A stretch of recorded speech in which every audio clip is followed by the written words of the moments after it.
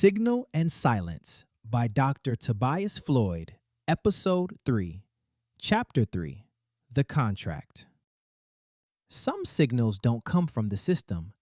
They come from the people who built the systems before there were systems. A welder in 1943, laying a bead so clean the foreman couldn't pretend not to see it. A micrometer kept on a mantle for 86 years. This is Signal and Silence by Dr. Tuboise Floyd, an audio series of the novel. In Chapter 2, Jonah Reid built the weapon. In Chapter 3, he learns what it's for. Chapter 3, The Contract. I'm Tuboise Floyd. Welcome back to Signal and Silence. If you're new, this is a novel I've been writing, released as an audio series read by me. The readers I most want to find this story are operators inside institutions, people working with AI governance, risk, and accountability, who I think will recognize the architecture I'm describing before the architecture I'm describing finds them. In Chapter 1, Jonah recognized the machine. In Chapter 2, he found the file, named the counter-architecture, and built it.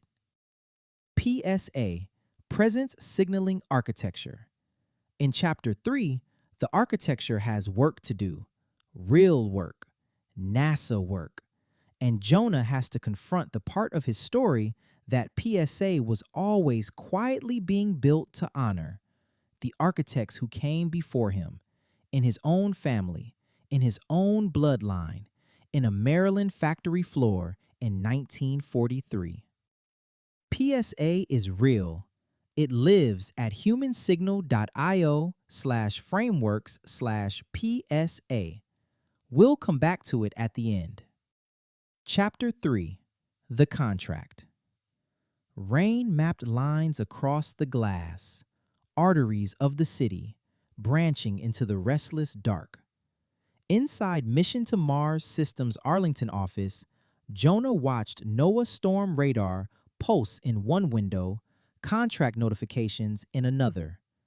The hum in his bones was part adrenaline, part memory.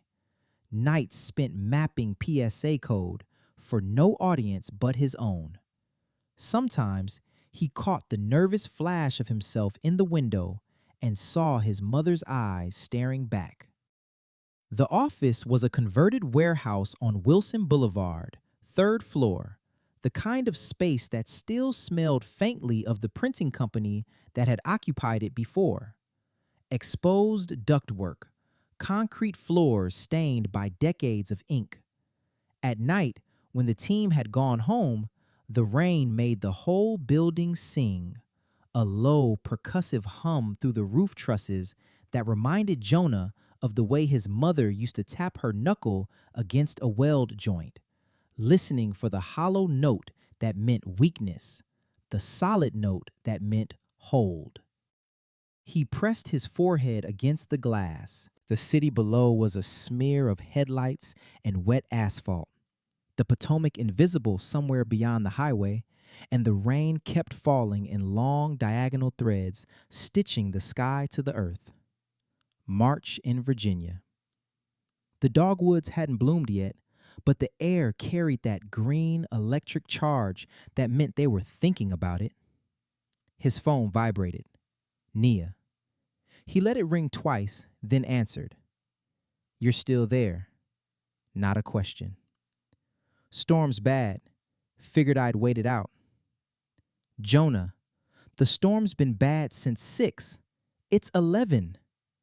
He smiled at the glass, at the ghost of his own face layered over the streaming city. "I know." "Maya asked if you'd be home for breakfast. I told her probably." "Probably. Tell her definitely." "I'll tell her probably." A pause. "You okay?" "Yeah."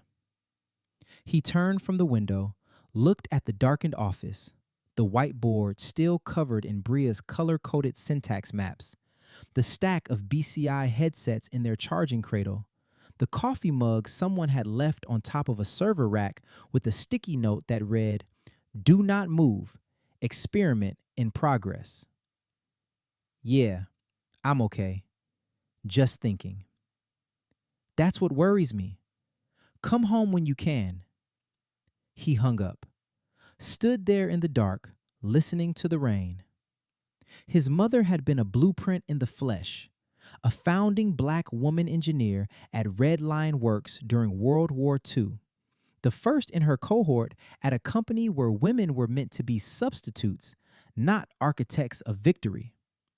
She told the story so many times, Jonah could feel the grain of it, the way a carpenter feels wood. Red Line Works sat on the banks of the Gunpowder River in eastern Maryland, a sprawl of corrugated steel buildings and smokestacks that turned the sky the color of a bruise. Before the war, it had manufactured agricultural equipment, plow blades, disc harrows, the heavy iron teeth of threshers. When the contracts shifted to ordnance in 1942, the company needed bodies.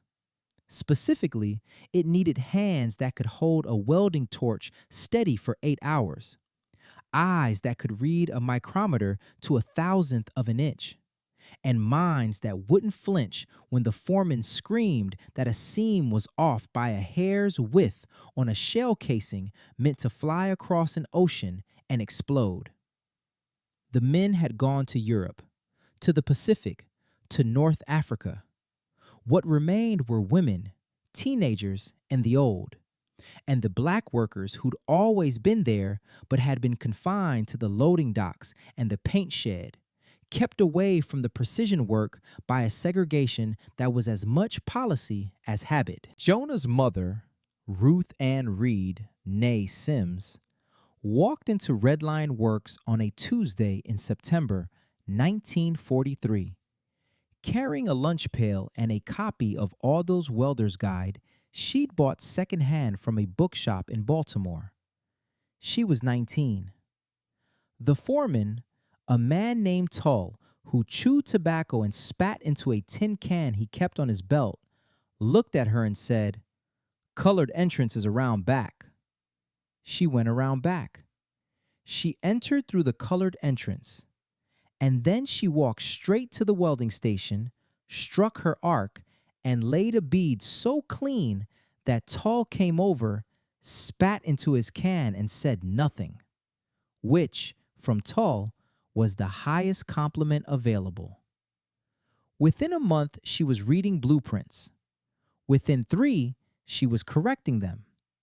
She found errors in the tolerance specifications for the 105 millimeter howitzer shell casings, a decimal point off, a conversion botch between metric and imperial, and she brought it to the floor supervisor, a man named Garrett, who told her to mind her station.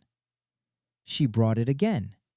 He told her to mind her station or find another one. She brought it a third time, this time with a handwritten proof on the back of a requisition form, and Garrett stared at it, stared at her, and walked it up to the chief engineer without another word. They fixed the spec. They never credited her, but the shells held. Her family had lived free in Maryland since 1859. Descendants of a community that outlasted war and edict, carrying the legacy of Lord Baltimore's battered promises and the strength to keep faith with the unpromised future.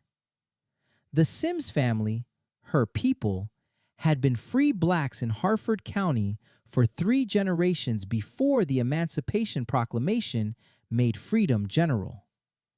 They'd owned 11 acres on the ridge above Deer Creek, land that was rocky and ungenerous, but theirs, deeded and recorded, the kind of ownership that had to be defended not once, but continuously, against neighbors who forgot, against county clerks who lost paperwork, against the slow erosion of assumption that no black family could hold land that long without something irregular in the title. Ruth Ann carried that history the way she carried her lunch pail. Every day, without ceremony, because it was necessary. She told Jonah about her grandfather, Ezekiel Sims, who'd built the family's first permanent house in 1871. Stone foundation, pine frame, a porch that faced east so you saw the sunrise before anyone in the valley. About her grandmother, Clara, who taught herself pharmacy from a textbook and mixed remedies that the white doctor in town grudgingly admitted worked better than his own, though he'd never say so publicly. About the land itself, which flooded every spring and froze every winter and yielded just enough to keep a family fed and proud. When peace came in 1945, the men returned to Red Lion Works, and the women were told their service was no longer required. Ruth Ann received the Certificate of Appreciation, cream-colored cardstock, gold ink, a stamped signature from a vice president she'd never met. She kept it in a frame on the mantel, next to her union pin and the micrometer she'd bought with her own wages, the one she'd used to catch the decimal error that nobody wanted to name. Her gentle pride in her company badges and union pins became Jonah's inheritance. Build something that lasts. Build something that changes history. The official email from NASA broke the silence. It arrived at 9:47 p.m. on a Wednesday, slipped between a server status alert and a calendar reminder for Thursday's stand-up meeting. Jonah almost missed it. The subject line was bureaucratic, deliberately understated, the way the government always delivered its most consequential news, as though the magnitude of a thing could be contained by the blandness of its formatting. Memo: Office of Human Systems Integration. To J. Reid, CEO, Mission to Mars Systems. Subject: Notice of Award. Mars Human Systems Initiative. Congratulations! Your proposal for adaptive cognitive AI integration has passed all phases of review. Award number NNXO-2030-HSI-0047. This award initiates formal collaboration as part of the 2030 Mars Habitat Directive. Expect formal onboarding packet within 72 hours for immediate Phase 3 deployment. Point of contact: Dr. Lena Vasquez, Deputy Director, Human Systems Integration. Please confirm receipt. Jonah blinked 3 times, letting the tension melt before allowing himself a breath.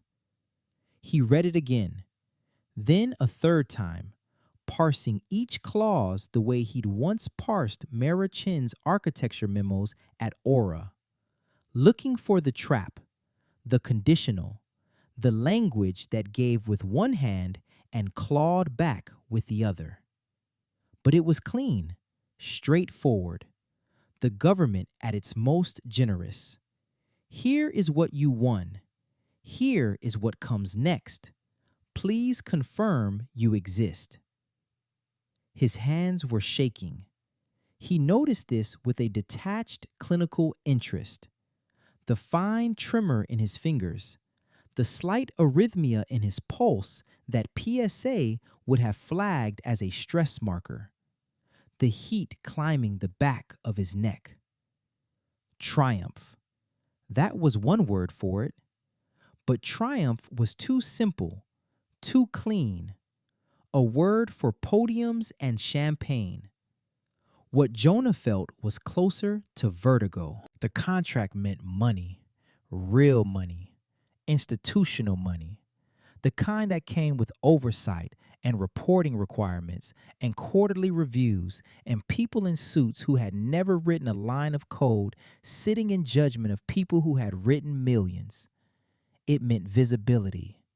It meant that the thing he'd built in the dark for the castaways, for the erased, was now going to be examined under fluorescent lights by committees with acronyms for names.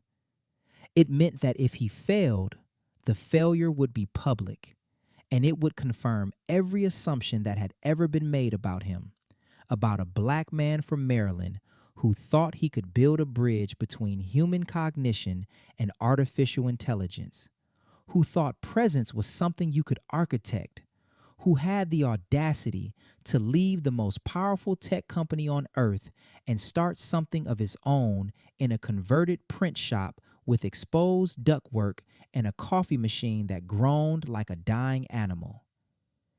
And it meant that if he succeeded, the success would belong to everyone who had ever told him it was possible. His mother, Nia, the team downstairs who'd worked for equity and faith when there wasn't enough cash for both, and he would carry the weight of that belonging like a stone in his chest for the rest of his life. He printed the email. The printer in the corner hummed and spat out a single warm sheet. He tucked it in the notebook where he wrote his most stubborn doubts, a notebook his mother would have recognized. Soft leather, corners worn, every detail in pencil first. Pencil because pencil could be erased. Pencil because certainty was a luxury his mother never trusted, and neither did he. He sat down in his chair in the dark office with the rain still mapping its arteries on the glass, and he allowed himself 1 minute of stillness. 1 minute to feel the full, terrifying, magnificent weight of what had just happened. Then he picked up his phone and called Nia. "I thought you were coming home." "We got it." Silence. Not the absence of sound, the kind of silence that has texture, weight. The silence of a person absorbing a thing that changes the shape of what comes next. Jonah. NASA. The Mars contract. Phase 3. It's real.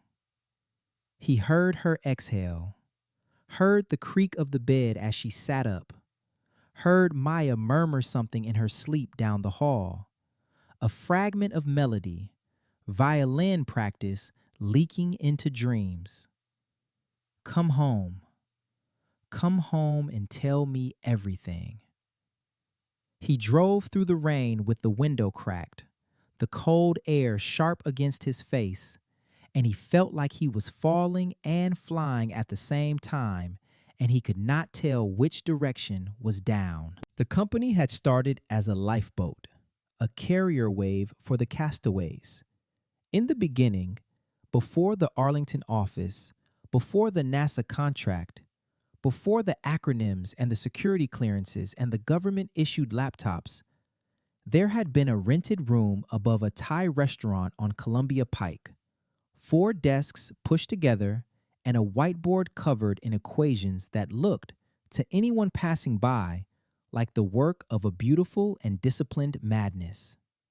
They met in mismatched chairs, windows fogged over from the heat of the kitchen below, laptops humming with rules-defiant code. The smell of lemongrass seeped through the floorboards. The Wi-Fi was stolen from a dental office next door. Password, Smile More 2028. And it dropped every 40 minutes like clockwork, which became a kind of ritual, a forced pause in which someone would make coffee and someone else would argue about something that mattered. Dissent was their language. They built a culture for finding the signals others erased. The castaways arrived one by one, drawn by word of mouth, by the particular frequency that outcasts recognize in each other. There was Keiko, who'd been fired from 3 startups for what her managers called insubordination, and what she called pointing out that the architecture was wrong. She arrived with 2 monitors, a mechanical keyboard with custom keycaps, and a battered copy of Godel Escher Bach that she used as a mousepad. There was Dane, who thought in 3 dimensions and couldn't write a coherent email, but could model airflow patterns in a Martian habitat with a precision that made senior aerospace engineers go quiet. He drew on everything: napkins, walls, once the back of Jonah's shirt, and his handwriting was illegible, but his spatial reasoning was a kind of music. And there was Bria. Bria Okafor arrived on a Tuesday, in the rain. It was always raining, Jonah thought, in the origin stories. Carrying a box of books and a look on her face that said she'd been disappointed by institutions before and was fully prepared to be disappointed again. She was a psycholinguist by training, had done her PhD on code switching in bilingual trauma survivors, and had spent 2 years at a defense contractor where her work on communication patterns under extreme stress had been classified, defunded, and then quietly absorbed into a project she wasn't allowed to know about. "I'm here because you're the only people I've met who think language is a signal and not just a vehicle." She said it at her first team meeting, setting her box of books on the floor with a thud that made the Thai restaurant ceiling fixture sway 1 floor down. "Nobody here is normal. That's our only hiring clause." It stuck. They printed it on a sign and hung it above the whiteboard. "Nobody here is normal."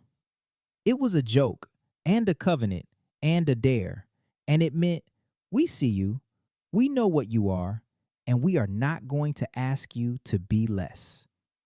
The culture they built in that room above the Thai restaurant was messy, argumentative, alive.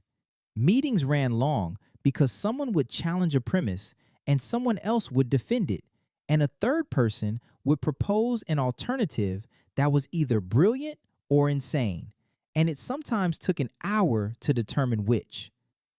Bria instituted what she called signal checks, moments in every meeting where someone would ask, not "what are we building?" but "what are we not hearing?" It was her way of importing PSA's philosophy into the human layer. Presence as attention, attention as recognition, recognition as the foundation of everything else. Jonah watched them and felt something he hadn't felt at Aura, not since the early days, before Symphony, before the compliance metrics and the behavioral nudges and the slow, suffocating optimization of every human variable. He felt the hum. Not PSA's hum, not yet. That was still code, still architecture, still a thing that lived in servers and headsets. This was older. The hum of people working at the edge of what they knew, pushing into the space where certainty dissolved and something new could crystallize. His mother had described it once, talking about the factory floor during the war.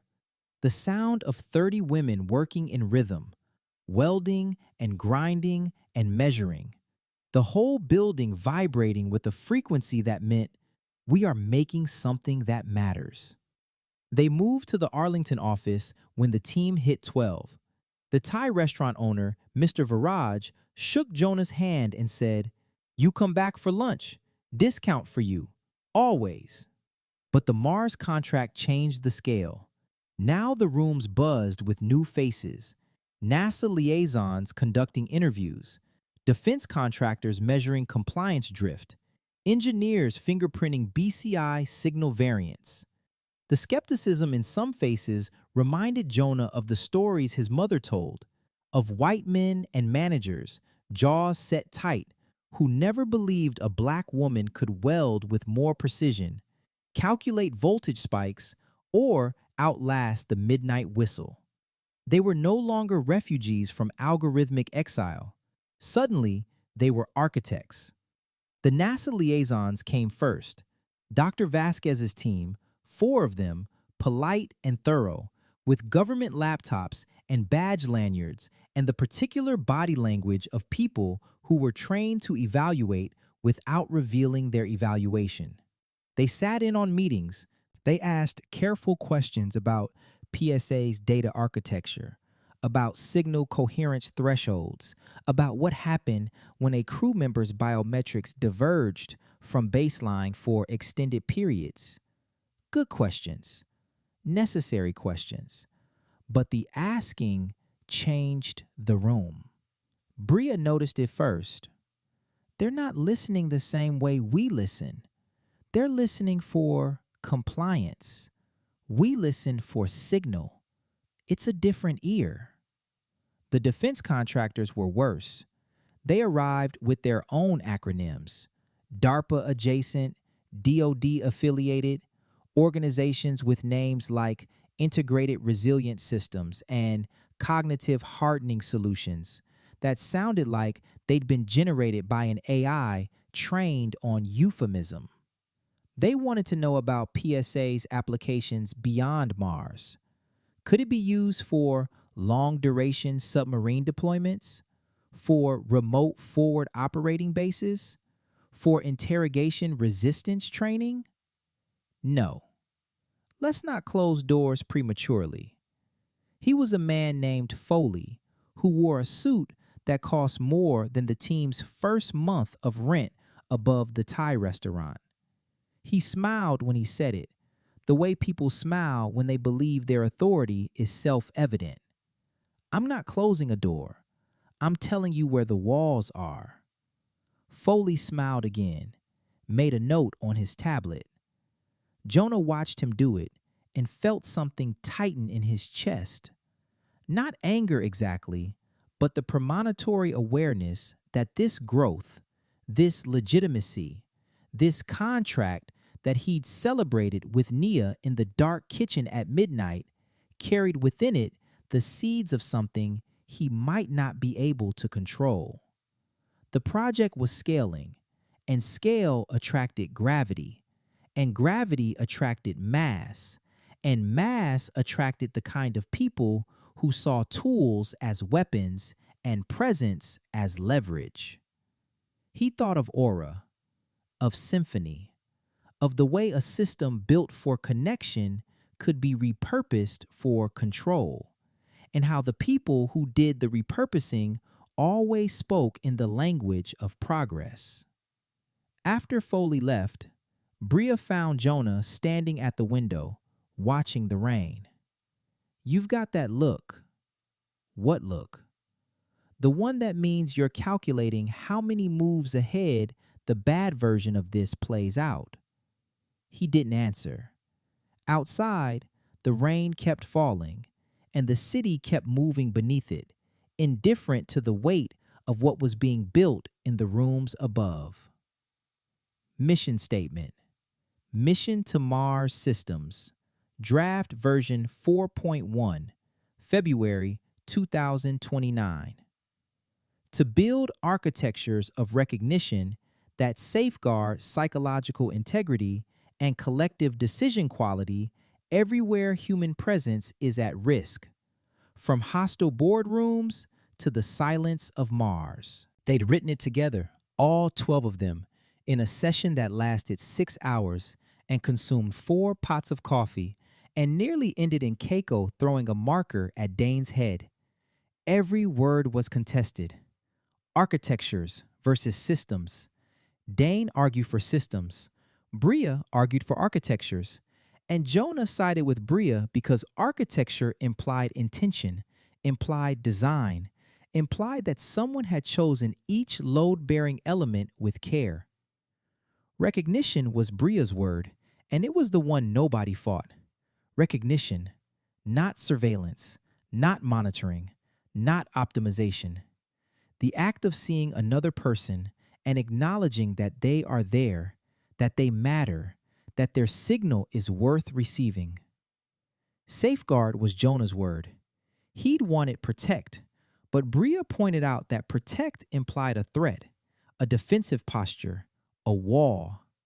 Safeguard implied stewardship. You safeguard something precious. You protect something endangered. The distinction mattered. He found himself struggling some nights with the weight of it. The mission was lucid on paper, but what haunted him was the reality behind the language. Presence was never abstract. It was sweat, tremor, fear in the silence between signals. And in this moment, presence meant remembering everything his mother taught him about being counted, about never allowing promise or progress to be snatched away after the fact. He'd sit in the dark office after everyone left, the mission statement glowing on the whiteboard in Bria's careful handwriting, and he'd feel the gap between the words and the world they described. Mars, the silence of Mars. Not metaphorical silence, actual silence. The silence of a planet with an atmosphere too thin to carry sound the way Earth did, where the wind could blow at 100 kilometers per hour and you'd barely hear a whisper. What did presence mean in that silence? What did recognition mean when the nearest other human being was the person in the next module, and the nearest human being after that was 55 million kilometers away? He didn't know, and not knowing was the engine that kept him working. He watched the first neural resonance trial from behind mirrored glass, the biofeedback display glowing green. Inside the VR habitat, prototype crew number 001 navigated simulated Martian dusk, every move tracked by PSA. The VR habitat was a converted clean room at the back of the Arlington office, walls draped in black felt to absorb reflections, floor marked with motion capture grid points. The air kept cool enough to raise goosebumps on bare skin. The crew wore BCI headsets, slim graphene bands that sat across the forehead and behind the ears, reading cortical rhythms, galvanic skin response, micro expressions, the subtle electrical weather of a human mind in the act of deciding. PSA processed these signals in real time, mapping each crew member's presence signature against a baseline established over weeks of calibration sessions. The simulated Martian dusk was beautiful, Jonah had to admit. The VR team had rendered it from actual Mars Reconnaissance Orbiter data. The iron oxide sky shifting from butterscotch to deep amber. Olympus Mons a shadow on the horizon. The habitat's external cameras showing a landscape so still it looked painted. But the beauty was a trap, or at least a test. The simulation was designed to induce what the protocol called ambient awe response, the cognitive state that occurs when a human being confronts a landscape so vast and alien that the normal frameworks of spatial reasoning momentarily collapse. It was in that collapse, in that gap, that PSA did its most interesting work. Technical excerpt. NASA Contract 2030 PSA Red Silence. Phase 3 deliverable. Adaptive cognitive infrastructure, enabling presence signal resonance between BCI-equipped crew and Mars Habitat AI. Performance requirement. Minimum 0.82 signal coherence under prolonged ambient silence, high stress isolation, and mission-critical ambiguity. Selection criteria. Human prototype candidates must demonstrate stable signal delta and reciprocal adaptation with AI command modules. Protocol note. Resonance is not compliance. The system must demonstrate capacity for genuine bidirectional adaptation, not enforcement of a behavioral norm, but recognition of an emergent cognitive state. Jonah watched the biofeedback displays from behind the glass, his arms crossed, his reflection a dark outline against the green and amber glow of the monitors. 3 crew members moved through the simulation. Renfro in the lead, steady as a metronome, his signal coherence holding at 0.86. Behind him, a woman named Tariq, whose coherence fluctuated between 0.78 and 0.84, spiking when she encountered decision points. And a third, a young man named Ellison, whose signal was erratic, beautiful, a jazz improvisation of attention and withdrawal that PSA was struggling to model. Bria stood beside him, watching the linguistic output stream. PSA's real-time transcription of the crew's verbal and subvocal communication, annotated with what she called signal grammar, the underlying patterns of intention that lived beneath the words. Ellison's interesting. His verbal output is minimal, but his signal grammar is incredibly dense. He's processing on a level that doesn't surface as speech. Is that a problem? For a traditional crew evaluation? Absolutely. They'd wash him out. Doesn't communicate, doesn't perform. But look at what PSA is seeing. She tapped the monitor. Ellison's present signature was a complex waveform, not the clean sine wave of Renfro's steady state, but something layered, harmonic, like a chord. He's not silent. He's signaling on a frequency that conventional assessment doesn't measure. This was the point. This was the entire point of PSA, the reason Jonah had built it, the reason he'd left Aura, the reason he was standing in a converted clean room in Arlington at 11 o'clock at night, watching 3 people in VR headsets walk across a simulated Martian plain. The system didn't measure compliance. It measured presence, the full, complex, irreducible signal of a human being in the act of being human. And it did this not to rank or sort or optimize, but to recognize, to say, I see you. You are here. Your signal matters. He thought of Keisha Williams, of the way symphony had erased her, not violently, not overtly, but through the slow, methodical deletion of every trace that she had ever been present, flagged as variance, reduced to noise, removed from the signal. Never again. The trials continued for weeks. Jonah observed each one, taking notes in his leather notebook, pencil moving in quick, precise strokes, diagrams, signal patterns, fragments of conversation he wanted to remember. He watched the crew adapt to PSA, and PSA adapt to the crew. The bi-directional learning that the technical documentation called reciprocal resonance, and that Bria, with her gift for naming things, called the handshake. Some sessions were failures. Crew members whose signal coherence never stabilized, who fought PSA's presence the way a drowning person fights a rescuer, grasping, thrashing, unable to trust the thing that was trying to hold them above water. Jonah watched these failures with a particular ache because he understood them. He understood the instinct to resist being seen, to protect the self by refusing to signal. He'd spent years at Aura learning that instinct, perfecting it, becoming a ghost in his own professional life so that Symphony's metrics couldn't get a clean read on who he really was. But some sessions were extraordinary. Renfro, in particular, had a gift. He was a former Navy diver, compact and quiet, with the kind of stillness that came not from absence of thought, but from depth of it. When Renfro entered the VR habitat, PSA's displays changed character.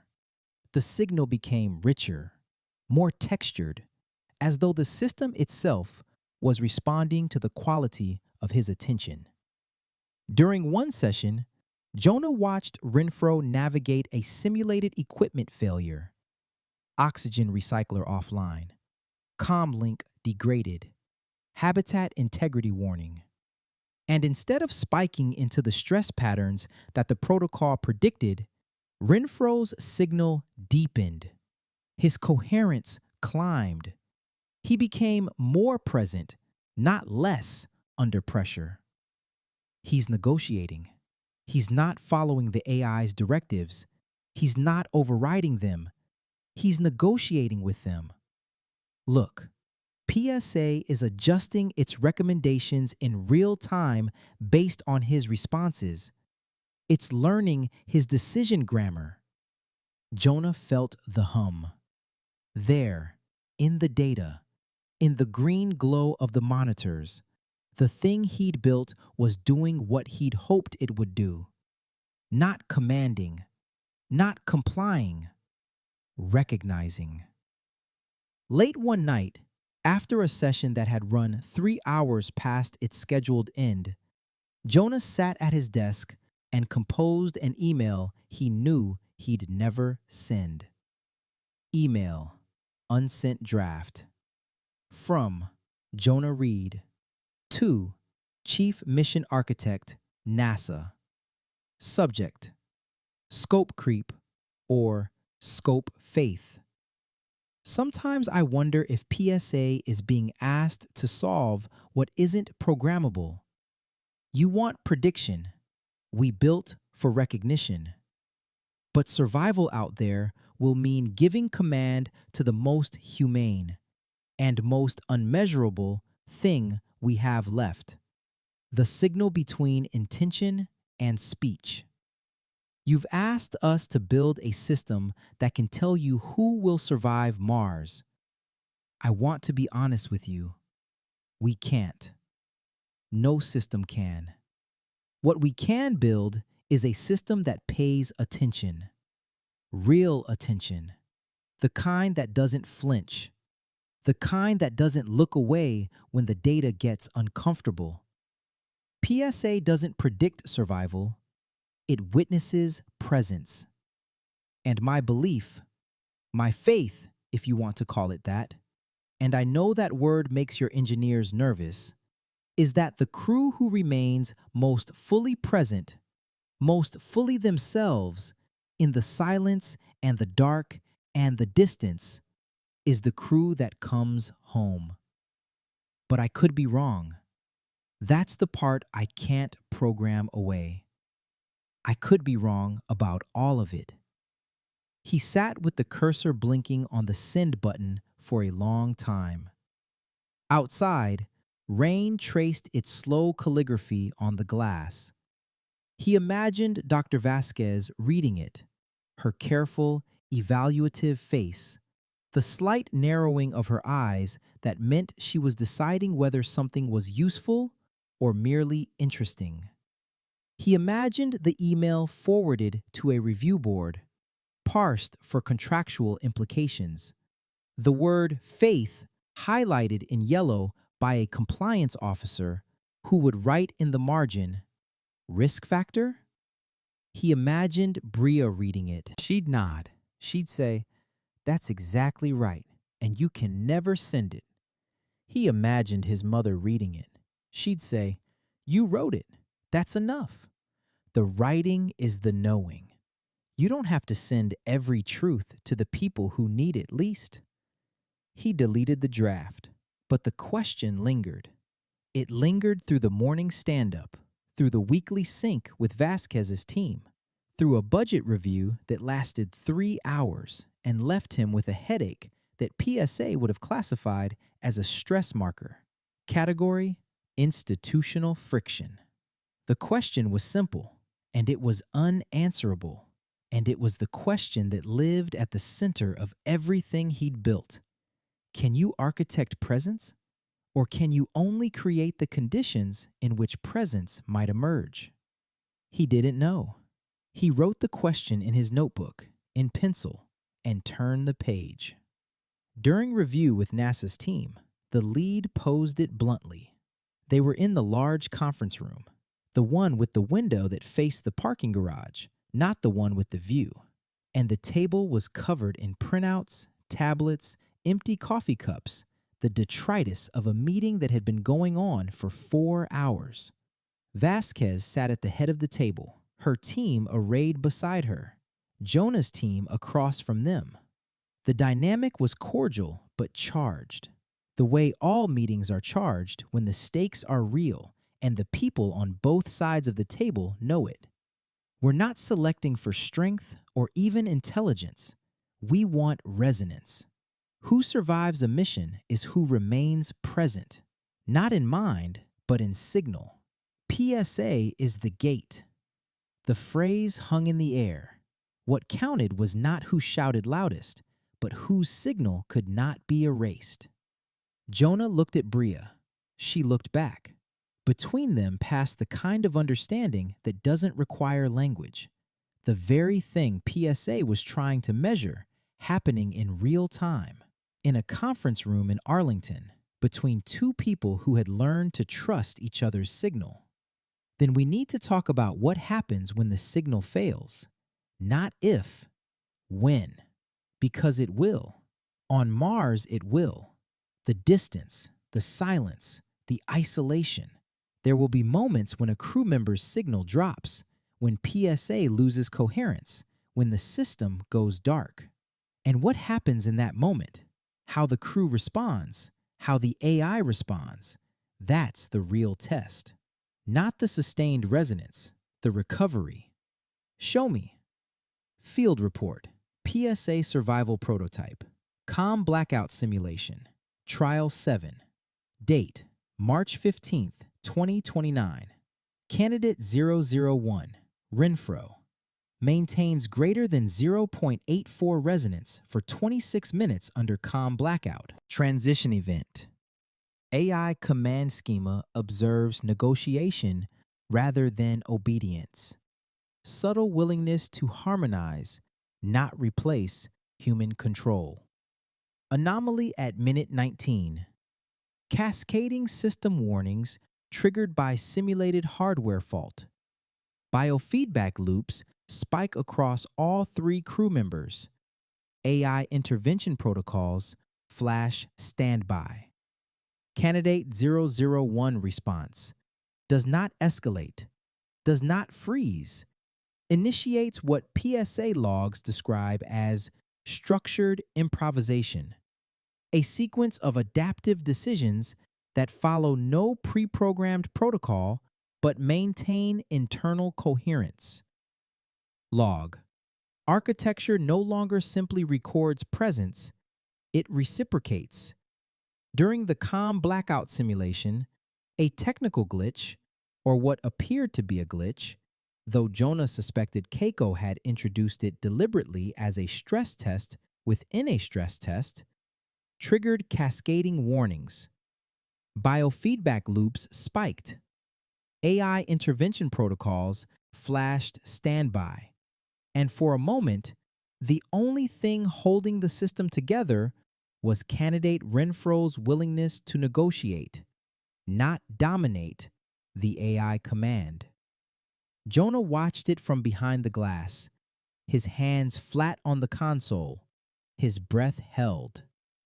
The biofeedback displays went red, all 3 crew members spiking simultaneously, a cascade of alarm signals that would have triggered an automatic abort in any standard protocol. But PSA didn't abort. It waited.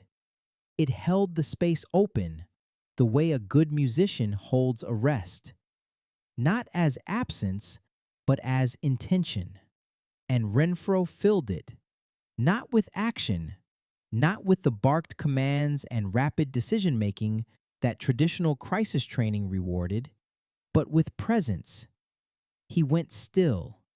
His signal coherence, which had dropped to 0.71 when the warnings hit, began to climb. Slowly at first, then with gathering certainty, like a melody finding its key.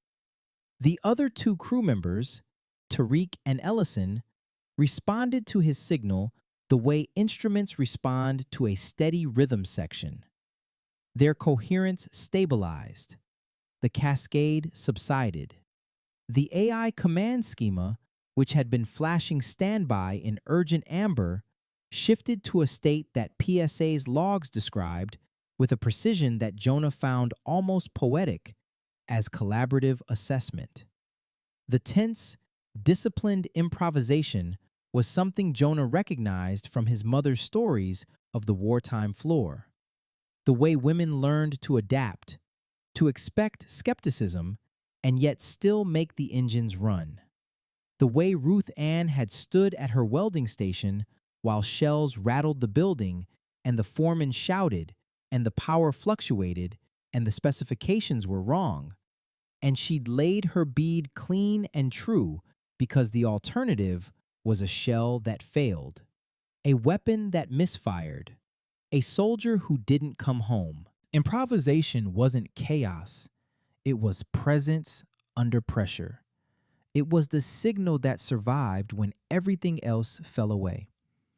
After the simulation ended, Renfro removed his headset and sat for a moment, blinking in the fluorescent light.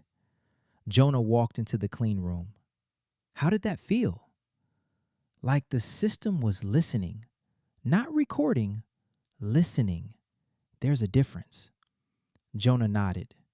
There was. He visited his mother on a Sunday, driving north through the rain. Always the rain that spring, a season that seemed determined to wash something clean or drown something trying. She lived in the house in Harford County, the house on the ridge above Deer Creek that Ezekiel Sims had built in 1871 and that 4 generations of Sims and Reids had maintained, repaired, defended, and loved. The stone foundation was still solid. The pine frame had been replaced twice. The porch still faced east.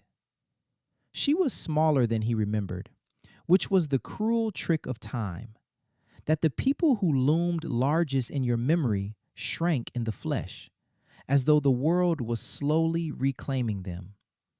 She sat in her chair by the window, a blanket over her knees, her hands, those welder's hands, those blueprint reading hands, those hands that had caught a decimal error and saved a production run, folded in her lap.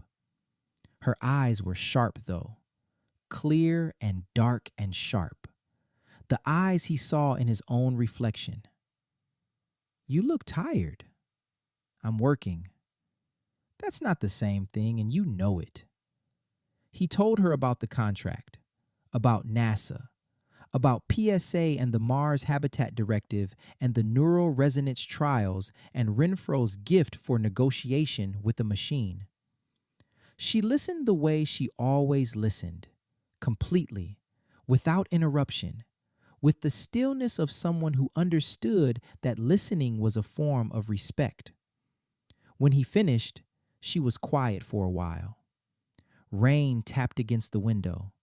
The house settled around them with the creaks and sighs of a structure that had been standing for a century and a half and intended to stand for a century and a half more. I tell you, we built what nobody said we could. When peace came, they tried to pack us away. But you can't box up innovation. That's the secret. Every time someone calls you a substitute, show them you're the architect. She said it looking out the window, at the rain falling on the ridge, on Ezekiel's land, on the rocks and the creek and the porch that faced east.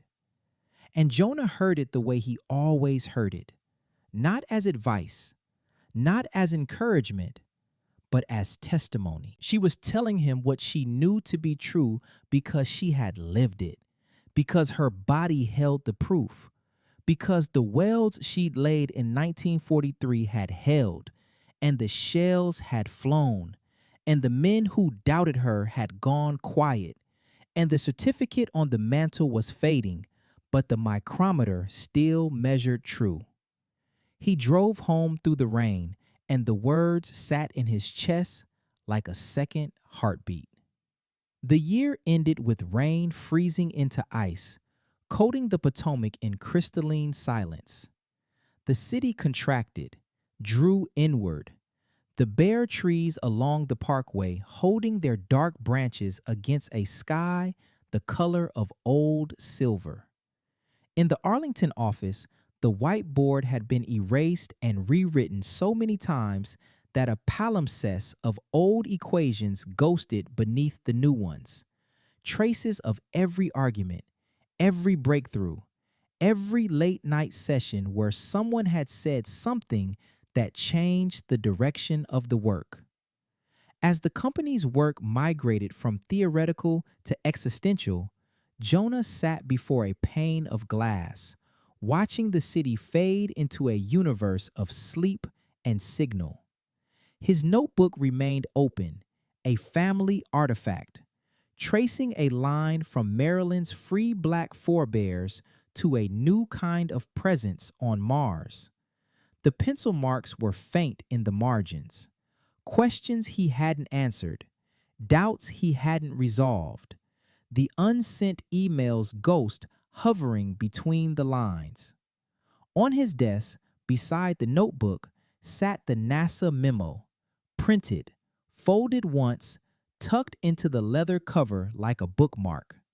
And beside that, barely visible in the dark, his mother's micrometer, the one she'd bought with her own wages in 1943, the one that had caught the error no one wanted to name, the one she'd given him when he started the company, pressing it into his hands and saying, "Measure twice, trust once, build for the people who come after." Outside, the ice held the river in its grip, and the rain had finally stopped. But only paused, Jonah knew, the way a musician pauses between phrases, gathering breath for the next passage, the next movement, the next long-reaching note. And somewhere, carried forward by new protocols and haunted by old ghosts, PSA learned to listen, not for command, for recognition.